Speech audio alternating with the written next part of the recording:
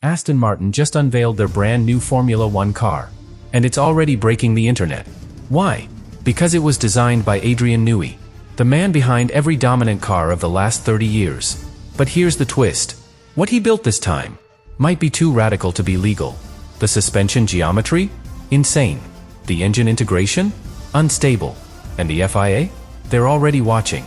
Insiders are calling it the most dangerous concept of the season. And after today's launch, we finally know why. But the craziest part? There's one hidden detail on this car that could get it banned before Bahrain. Let me show you what no one else is telling you. Subscribe now, because this story is just beginning. It looked like a celebration. Spotlights. Big stage. Flawless presentation. Aston Martin chose Saudi Arabia, not Silverstone, to reveal the AMR26. Right in the heart of their sponsor's empire. It was bold. It was flashy. It was global. But behind the cameras, the atmosphere was tense. Because something about this car felt different.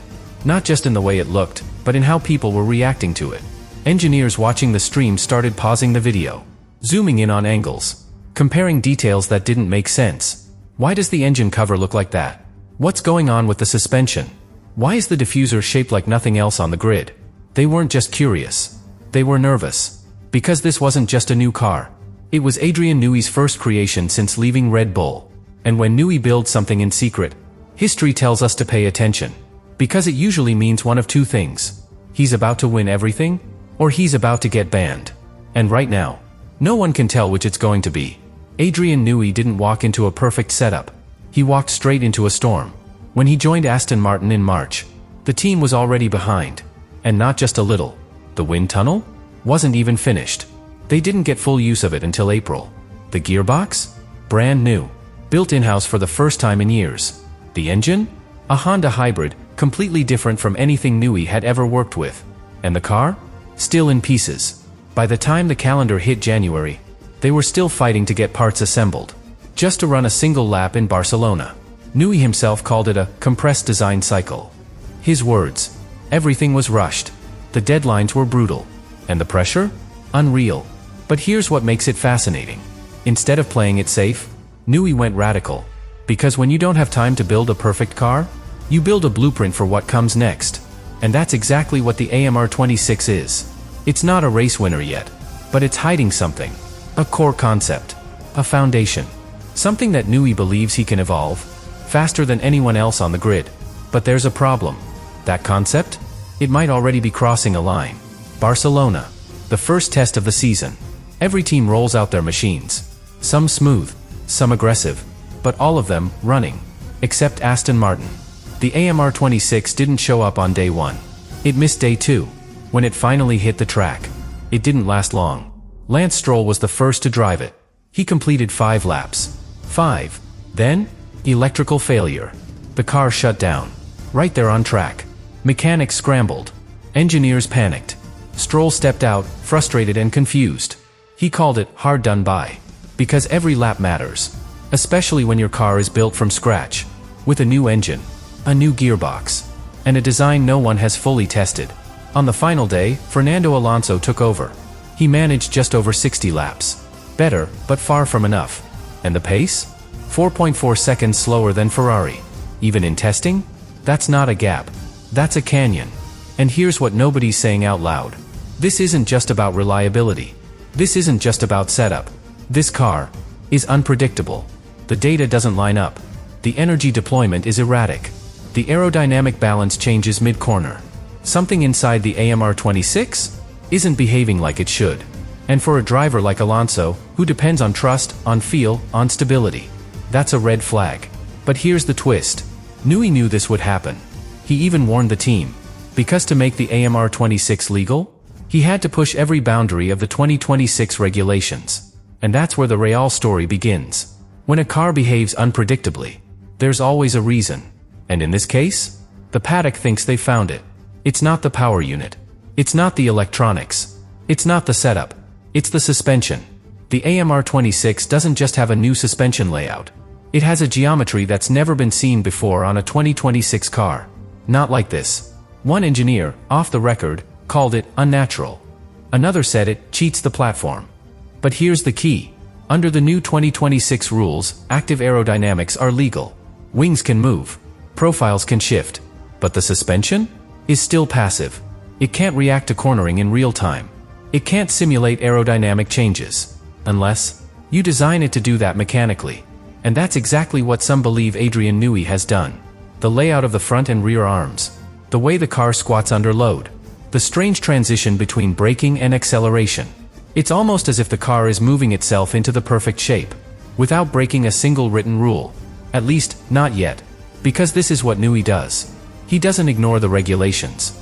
He reads every word, every comma, every line, then finds the one thing nobody saw. The loophole. And now? The question is spreading. Did Newey build a suspension system that mimics active aero, without needing any electronics at all? And if so, is that legal? Or is it banned? The moment someone proves how it works. They haven't said anything publicly. But the FIA is already watching. Sources inside the paddock say they've flagged the AMR 26 for technical review. Not an investigation. Not a protest. Just a review. And if you know how Formula One works, that word means everything. Because in this sport, you don't get caught for what's illegal. You get caught for what's not clearly legal. And that's exactly where Adrian Newey operates. The FIA has already started requesting telemetry, asking quiet questions, measuring ride height data, studying onboard footage of how the car behaves over curbs, through slow corners, under braking. They're looking for something they can't see. Because if this suspension is doing what people think it is, it's not just bending the rules, it's breaking them. And rival teams know it. Some are furious, some are silent, and some are already preparing counter-protests in case Aston Martin scores big points in Bahrain. Because here's the bottom line. If Newey's system is legal, every team has to copy it, fast. And that means redesigning their entire car. But if it's illegal, Aston Martin could face a technical directive before the first race even starts. That means a forced change, a rework, or a ban. And with only days before the Bahrain test, time is running out. Because whether it's legal or not, the AMR 26 just became the most controversial car of the season. And maybe the most dangerous. For Fernando Alonso, this was supposed to be the season. The one where Aston Martin finally gave him the car he's been waiting for. The one designed by the greatest technical mind Formula One has ever seen. The one that could take him, after 20 years, back to the front.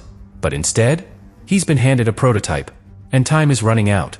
Because Alonso doesn't care about long-term plans. He's not thinking about 2027. He's not here to develop the concept. He's here to fight. Right now. And that's the problem. The AMR 26 is a long-game machine. Built for potential. Designed to evolve. Packed with innovations that might pay off, eventually. But Alonso? He doesn't have time for, eventually. He needs results in Bahrain. He needs reliability. He needs grip. And most of all, he needs confidence. And right now? He has none. His first day in the car was careful. 60 laps. No risks. No attack. But underneath the calm? There's frustration. This is a man who gave up a quiet retirement to take one last shot. And now? He's staring at a car that shuts down mid-lap. That doesn't respond the way it should. That might, at any moment, be declared illegal. And he knows exactly what that means. It's not just his team on the line. It's his legacy. This car wasn't built for Bahrain. It wasn't even built for Melbourne. The AMR 26 is a Trojan horse. Because while everyone's talking about failures, protests, and slow lap times, Adrian Newey is doing what he's always done best. He's thinking 6 months ahead. He knew the car would struggle in testing. He knew it might trigger FIA attention. He knew the performance wouldn't come right away. And he did it anyway. Because this isn't about round one. This is about mid-season development. About building a concept with so much flexibility that it can be updated faster than any car on the grid. That's why the sidepods look like that. That's why the cooling layout is modular. That's why the floor geometry doesn't match the rest of the field. It's not just for aero. It's for adaptation. The AMR 26 wasn't designed to win the first race. It was designed to absorb updates like a sponge. To grow race by race, week by week. And here's what Newey knows better than anyone. The teams that dominate modern Formula One are not the ones who start strong. They're the ones who develop faster than the wind tunnel can predict.